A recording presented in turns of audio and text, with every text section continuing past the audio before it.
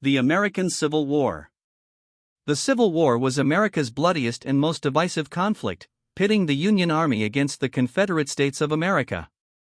The war resulted in the deaths of more than 620,000 people, with millions more injured and the South left in ruins. 9 events that led to the Civil War. The Civil War was a conflict many years in the making. 1. The Compromise of 1850. In the wake of the Mexican War, tensions developed between the North and South over whether the western land gained by the U.S. should become free or slave territory.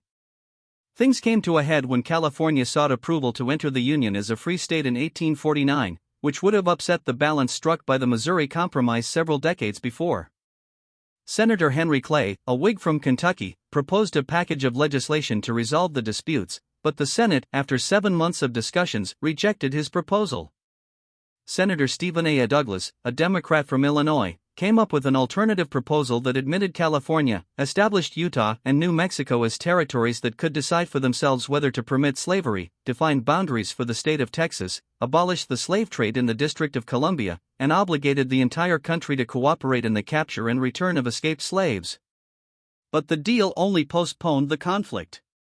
They didn't really compromise, says Michael Green, an associate professor of history at the University of Nevada, Las Vegas, and author of several books on the Civil War era, including Politics in America in Crisis, The Coming of the Civil War in Lincoln and the Election of 1860. They just agreed to disagree. 2. The Fugitive Slave Act. An existing federal law, enacted by Congress in 1793, allowed local governments to seize and return escaped slaves to their owners, and imposed penalties upon anyone who aided their flight. But the new version included in the Compromise of 1850 went much further, by compelling citizens to assist in capturing escapees, denying the captives the right to a jury trial, and increasing the penalty for anyone aiding their escape. It also put cases in the hands of federal commissioners who got $10 if a fugitive was returned, but only $5 if an alleged slave was determined to be a free black. Northern abolitionists rebelled against the law. After 50,000 anti-slavery protesters filled the streets of Boston to protest the arrest of a black man named Anthony Burns in 1854, President Franklin Pierce sent federal troops to maintain order and provided a Navy ship to return Burns back to Virginia. Northerners who had questioned slavery said, "We told you so," and those who hadn't thought to themselves, "This is going too far," says Green. It's a radicalizing moment. As a result, Massachusetts and other free states began passing personal liberty laws, which made it difficult and costly for enslavers to prove their cases in court. 3. Uncle Tom's Cabin is published. In 1851, author Harriet Beecher Stowe, who was still grieving the loss of her 18-month-old son Samuel to cholera 2 years earlier, wrote to the publisher of a Washington, D.C.-based abolitionist newspaper, National Era, and offered to write a fictional serial about the cruelty of slavery. Stowe later explained that losing her child helped her to understand what a poor slave mother may feel when her child is ripped away from her, according to Stowe biographer Katie Griffiths. Stowe's story, published in 41 installments, boosted the paper's circulation, and a Boston publisher decided to release it as a 2-volume novel. Uncle Tom's Cabin, or Life Among the Lowly, sold 300,000 copies in its first year, and the vociferous public debate about the book exacerbated the differences between the North and South. Northerners were shocked by the brutal depiction of slavery, which Stowe had synthesized from published autobiographies of slaves and stories she had heard from friends and fugitive blacks. In turn, Southerners react noisily to it, Green explains. They're saying, "This is terrible. You're attacking us. You're all against us." When Stowe visited the White House in 1862, President Lincoln asked, "So this is the little lady who made this big war?" 4. The Kansas-Nebraska Act. In 1854, Senator Douglas, the author of the Compromise of 1850, introduced another piece of legislation to organize the territory of Nebraska, an area that covered not just that present-day state but also Kansas, as well as Montana and the Dakotas, according to the U.S. Senate's history of the law. Douglas was promoting a transcontinental railroad that would pass through Chicago in his home state. But the envisioned northern route had to pass through the Nebraska Territory, a place where slavery was prohibited by the 1820 Missouri Compromise. Rivals, including slave owners, wanted a southern route. To get what he wanted, Douglas offered a compromise, which would allow settlers in those territories to decide whether to legalize slavery. Massachusetts Senator Charles Sumner, an opponent of slavery, attacked the proposal for creating a dreary region of despotism. Nevertheless, it was passed by Congress, with cataclysmic results. It reopened that land to the expansion of slavery, and destroyed a long-established political compromise on the issue of slavery in the West, Phillips says. Pro-slavery and anti-slavery activists surged into the territories in an effort to sway the vote, and clashed violently in a conflict that became known as Bleeding Kansas, which foreshadowed the Civil War. 5. The Potawatomi Massacre. One of those who went to Kansas was a radical abolitionist and religious zealot named John Brown, who had worked as a conductor on the Underground Railroad and founded an organization that helped slaves escape to Canada. Brown moved to Kansas Territory, where in May 1856, he was angered by the destruction of a newspaper office and other property in Lawrence, Kansas by pro-slavery forces. Brown decided retaliation was in order. At a spot near a crossing on Potawatomi Creek in Franklin, Kansas, Brown, 4 of his sons and several others lured 5 pro-slavery men out of their houses with a promise that they would not be harmed, and then slashed and stabbed them with a saber and shot them in the head, according to a contemporary account of the attack. Brown's brutality was denounced by Southern newspapers and by some Northern ones as well, and it aroused emotions and distrust on both sides, as an article from the Kansas Historical Society notes. The fighting in Kansas continued for another 2 years. 6. The Dred Scott Decision. Dred Scott, an enslaved man, was born in Virginia and later lived in Alabama and Missouri. In 1831, his original enslaver died, and he was purchased by a U.S. Army surgeon named John Emerson. Emerson took him to the Free State of Illinois and also Wisconsin, a territory where slavery was illegal due to the Missouri Compromise. During that time, Scott married, and he and his wife had 4 children. In 1843, Emerson died, and several years after that, Scott and his wife sued Emerson's widow in federal court for their freedom on the grounds that they had lived in free territory. Scott, who was assisted financially by the family of his original owner, endured years of litigation until the case reached the U.S. Supreme Court. In an 1857 decision written by Chief Justice Roger Taney, the court decided that Scott was not entitled to U.S. citizenship and the protection of law, no matter where he had lived. In the court's view, the Constitution's framers had not intended for black people to be free, but instead viewed them as property, with no rights which the white man was bound to respect. The ruling made further political compromise too difficult. 7. John Brown's raid on Harper's Ferry. Brown dreamed of carrying out an even bigger attack, one that would ignite a mass uprising of Southern enslaved people. On a night in October 1859, he and a band of 22 men launched a raid on Harper's Ferry, a town in what is now West Virginia, and captured some prominent local citizens and seized the federal arsenal there. His small force soon was counterattacked by local militia, forcing him to seek refuge. The following afternoon, U.S. Marines under the command of then-Col. Robert E. Lee arrived and stormed the arsenal, killing many of Brown's men and capturing him. Brown was tried and charged with treason, murder, and slave insurrection, and sentenced to death. He was hanged in December 1859. While the attack failed to trigger the widespread revolt he envisioned, it drove the North and South even further apart. Northern abolitionists who preferred pacificism praised Brown as a martyr to the cause of freedom and even helped to finance his attack, Phillips explains. Southerners expected more acts of terrorism and prepared by bolstering their militias. In many respects, Brown's raid could be viewed as the first battle of the Civil War, he says. 8. The election of 1860. Abraham Lincoln, a self-taught lawyer who had served a single term in Congress, emerged in the mid-1850s as an articulate and persuasive critic of slavery, and achieved national prominence with a series of debates against Senator Stephen Douglas in an unsuccessful campaign for Douglas's seat. When the Republican Party held a convention to nominate a presidential candidate, the chosen location of Chicago gave Lincoln a home court advantage over more experienced politicians such as Senator William H. Seward of New York. When they set up the convention floor, they put Illinois in a spot where they could get to the other delegations that were less committed, Green says. The New York delegation, which was supporting Seward, was put in a corner where they couldn't get out. That made it difficult for them to negotiate and persuade others to support their candidate. In the general election, Lincoln caught more lucky breaks. After the Democrats were unable to decide upon a candidate, Southern Democrats nominated John C. Breckinridge of Kentucky, while Northerners nominated Douglas. Breckinridge and Constitutional Party candidate John Bell split the South, while Lincoln swept the northeastern and midwestern states except for Missouri, which went to Douglas, as well as Oregon and California to win the presidency despite getting just 40% of the vote. For the first time, the Electoral College worked against the South, Green explains. 9. The formation of the Confederacy. The election of the first U.S. president who was a vocal opponent of slavery came as a shock to Southerners. Now, there is going to be someone in the White House who is not going to do what the South says it wants done, reflexively, Green explains. Their feeling is, no matter what Lincoln says about protecting our rights, he's not going to do that. We don't trust him. He's been elected by people who are out to get us. Less than 6 weeks after the election, the first secession convention met in Charleston, South Carolina. About 60% of the 169 delegates were slave owners, and they voted unanimously to leave the Union. Local residents celebrated with bonfires, parades, and the ringing of church bells. 5 more states, Mississippi, Florida, Alabama, Georgia, and Louisiana, soon followed.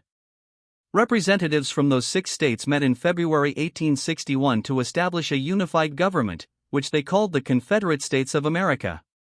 Jefferson Davis of Mississippi was elected as Confederate president. Texas joined in March. After Confederate forces attacked Fort Sumter in April and Lincoln called for federal forces to retake it, 4 more states, Virginia, Arkansas, North Carolina, and Tennessee, left the Union and joined the Confederacy as well. Though the Confederacy's leaders didn't realize it, they actually were hastening the end of what they sought to protect. Had they stayed, slavery as an institution almost certainly would have survived much longer, Green says. Instead, a 4-year, bloody war devastated much of the South, took the lives of more than 650,000 from both sides, and led to the emancipation of more than 3.9 million enslaved black Americans, in addition to changing the nation in numerous other ways. 7 major Civil War battles. These battles were among the most pivotal in America's bloodiest conflict. What were the major battles of the American Civil War? A few hallowed battlefield sites, such as Gettysburg and Shiloh, immediately come to mind as places where Union soldiers and secessionist rebels of the Confederate States of America faced off in the war that shook the young nation to its core. But the conflict, which began when rebels bombarded Fort Sumter in South Carolina in April 1861, was far bigger and bloodier in scope. Over 4 years, Union and Confederate forces met in more than 10,000 armed confrontations across the nation, ranging from small clashes to full-scale battles involving tens of thousands of soldiers, in locations from Vermont to Arizona. The war took a massive toll. According to statistics compiled by the National Park Service, 110,100 men on the Union side lost their lives in combat, and another 275,174 were wounded in action, while 94,000 Confederates were killed and another 194,026 were wounded. Still more soldiers died of disease, starvation, and accidents, so the total death toll may have been as high as 850,000, according to a 2011 analysis. Which battles were most consequential? Evaluating the importance of a battle can be a tricky business, explains Jim Campy, a spokesman for the American Battlefield Trust, an organization that works to preserve historic battle sites across the nation and highlight their importance. Battles are best assessed by their overall impact on the larger conflict. Did it extend the war, or bring it closer to its conclusion? Did it achieve a strategic objective, eliminate an enemy force, or enable a combatant to bring more force to bear at a decisive point? Here are 7 battles that proved pivotal in the American Civil War. First Bull Run. July 21, 1861, Union General Irvin McDowell marched out of Washington, D.C. into Virginia, intent on seizing the Confederate capital of Richmond and putting an end to the war.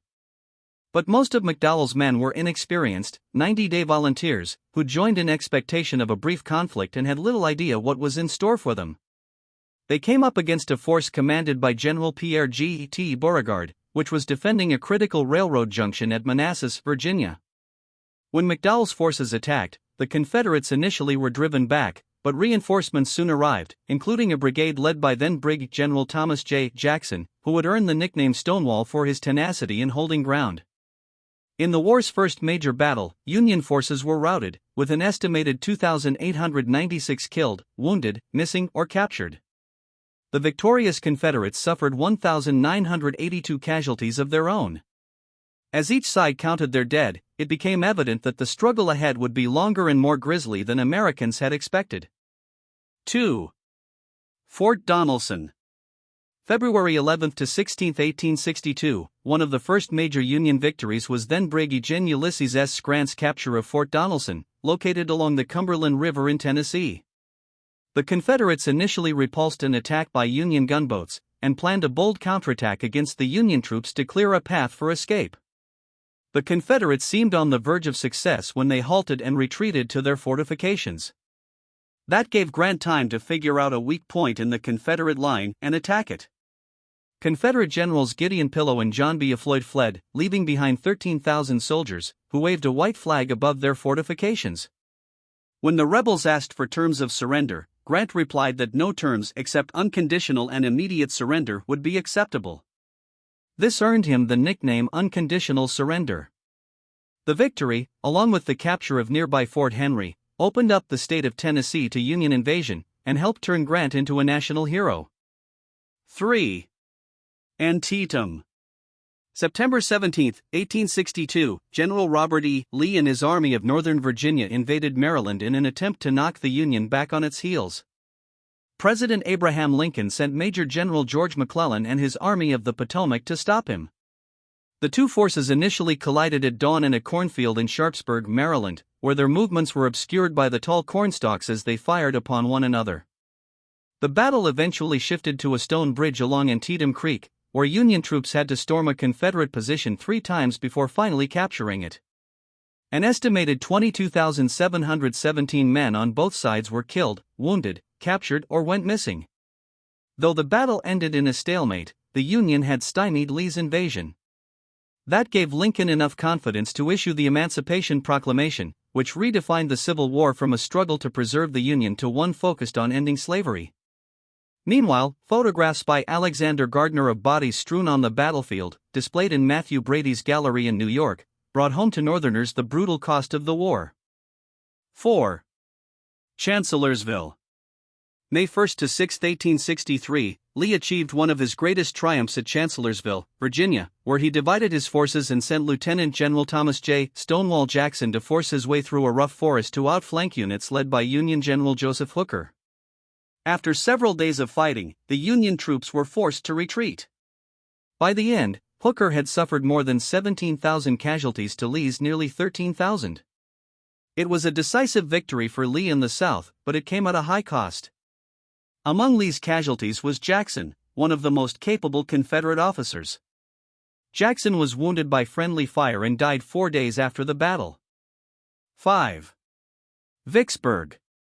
May 18 to July 4, 1863, Confederate President Jefferson Davis saw Vicksburg, Mississippi, a fortress port and railroad hub along the Mississippi River, as the nail-head that holds the South's two halves together. That made it imperative for the Union to take what was known as the Gibraltar of the Confederacy. In mid-May, Grant sent his forces to attack the city several times, but they were unable to penetrate the Confederates' defenses. That forced him to settle into a long siege, in which he bombarded Vicksburg with artillery and fire from Union gunboats, and forced Confederate defenders and the civilian population to endure hunger and illness. Many hid in man-made caves dug under the city. In June, Grant tried one last assault, deploying miners to tunnel under the Confederate fortifications and plant explosives that carved out a 12-foot deep crater. But the Union forces were unable to advance out of it and had to retreat. By July, Confederate Lieutenant General John C. Pemberton and his 29,000 men couldn't hold out any longer, and had to surrender to Grant. The victory gave the Union control of the critical supply line of the entire Mississippi River. And the Confederacy was split. 6. Gettysburg. July 1 to 3, 1863, Lee again invaded the Union in the summer of 1863 in hopes that he could beat the Union on its own soil, threaten Washington, D.C., and force Lincoln to agree to a peace treaty. With Virginia devastated by the war, he also desperately needed supplies for his soldiers. Lee's Army of Northern Virginia was pursued by Union forces led by Major General George Meade, who caught up with them in Pennsylvania and confronted the Confederates at Gettysburg, in what was one of the most fateful battles in history. Initially, the Confederates drove Union troops from fields west and north of the town, but they failed on the second day to break the Union line. On July 3, Lee attacked the center of the Union forces at Cemetery Ridge, south of Gettysburg. After 2 hours of shelling, Confederate General George Pickett led 2 brigades in an assault on the Union position. Pickett's charge, as it became known, turned into a disaster, with the Confederates suffering 60% casualties. Lee was forced to retreat and abandon his invasion. The battle was a crushing defeat for the Confederacy, and losses were devastating on both sides. Union casualties numbered 23,000, while the Confederates lost some 28,000 men. The South's hopes for foreign recognition of the Confederacy were erased. Demoralized, Lee offered his resignation to President Jefferson Davis, but was refused. The Battle of Gettysburg took on even more significance in November 1863, when President Lincoln traveled to the site and delivered the Gettysburg Address. In the famously short but powerful speech, Lincoln honored the sacrifice of the soldiers who died there and redefined the war as a struggle for the nation. 7. Atlanta. July 22, 1864, near the end of the war, a trio of Union armies, led by General William T. Sherman, converged upon Atlanta, where they were met outside the city by a desperate Confederate counterattack that failed. The Battle of Atlanta was the bloodiest part of Sherman's march through Georgia, costing the Union 3,700 casualties, while the Confederates lost 5,500 men. Sherman's forces continued their advance and finally surrounded the city, besieging it for the entire month of August. Finally, on September 1, Confederate Lieutenant General John Bell Hood, a veteran of Antietam and Gettysburg who had lost his leg at the Battle of Chickamauga, gave up and abandoned the city, allowing Sherman's forces to enter. The capture of Atlanta crippled the Confederate war effort. For Lincoln, who faced a difficult election in 1864 against one of his former generals, George B. McClellan, the victory provided a lift at the polls, helping him win and pursue the war to its conclusion. Why the Gettysburg Address is one of the most famous speeches in history. Abraham Lincoln's 1863 Gettysburg Address contains fewer than 275 words. How did such a short speech carry such a long-lasting impact? On the morning of November 19, 1863, approximately 15,000 people descended upon Gettysburg, Pennsylvania, to officially dedicate its national cemetery. Less than 5 months earlier, Gettysburg's farms transformed into fields of blood as one of the largest battles ever staged on the vast continent erupted on the hamlet's doorstep. The bodies of Union soldiers that carpeted the pastures after 3 days of carnage at the Battle of Gettysburg now rested in freshly dug graves beneath the blue autumn sky. The cemetery's dedication ceremony had been delayed by a month out of deference to the schedule of the keynote speaker, celebrated orator Edward Everett. While the former statesman, diplomat and university president requested the occasion be postponed to provide more time to craft his speech, President Abraham Lincoln accepted an invitation from event organizer David Wills to share a few appropriate remarks. With his oration intended to be a footnote to Everett's address, Lincoln fulfilled his assignment to keep his words sparse. His Gettysburg Address lasted less than 2 minutes. The world little noted nor long remembered Everett's 2-hour oration, except for its verbosity.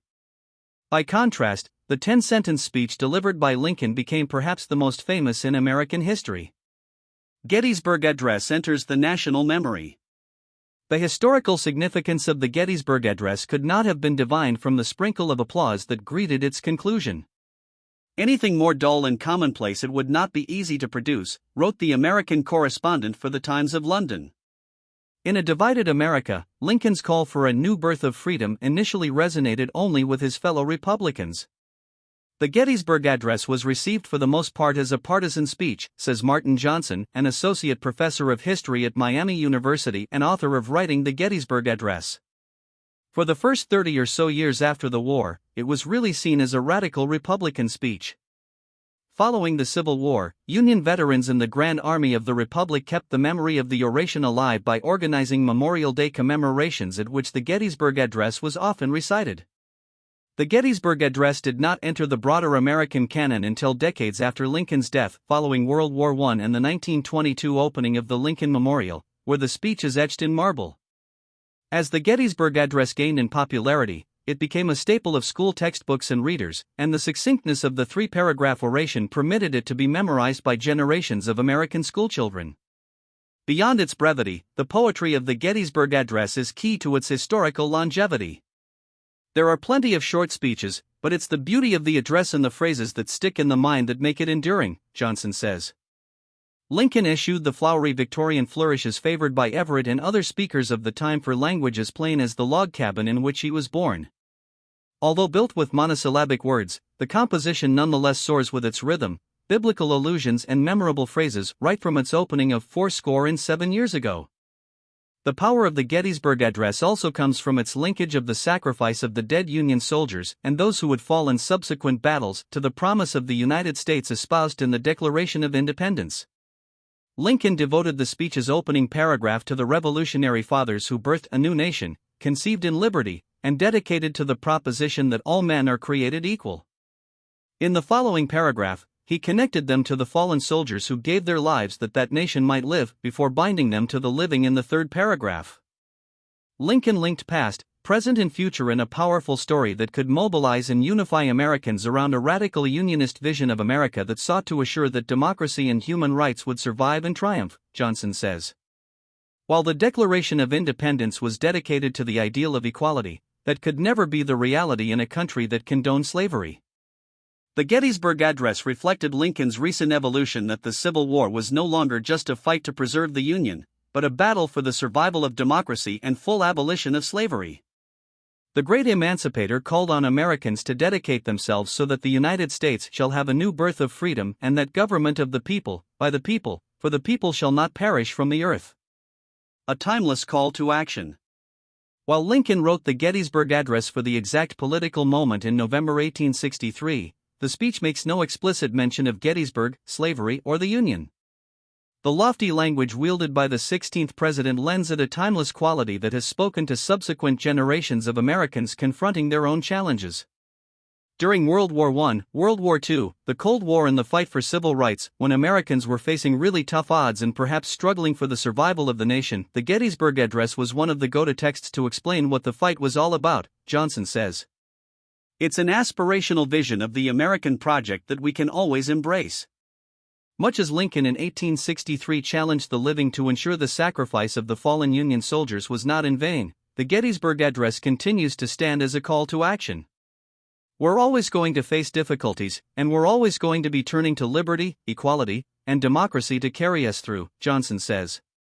That message will always be perennial and pertinent because we're always exploring and expanding the nature of the American experiment.